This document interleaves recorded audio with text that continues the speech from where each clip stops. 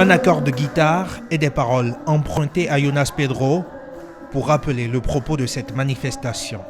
La célébration de la Journée internationale des femmes autour d'une thématique dans l'air du temps. Leadership féminin pour un futur égalitaire dans le monde de la Covid-19.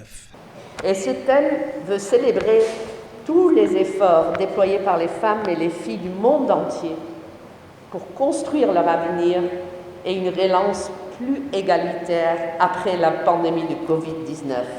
Un thème miroir d'un idéal poursuivi combat après combat par les partenaires au développement, la société civile et par les pouvoirs publics aussi. La lutte pour l'égalité des sexes constitue pour nous le fondamental pour l'éclosion du leadership féminin.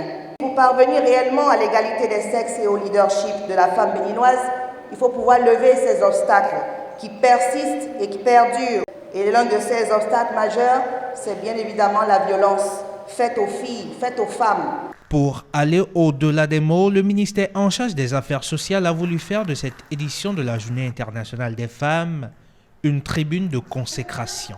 Ainsi, au mérite de leurs actions, une dizaine de femmes de l'Atlantique ont été distinguées à l'occasion. Agricultrices, entrepreneurs, artisanes ou conseillères communales, toutes choisies parmi des modèles inspirants pour les autres femmes.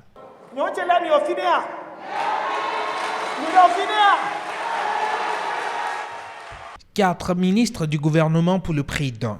Un film sur des femmes d'exception et une salle pleine de femmes réceptives.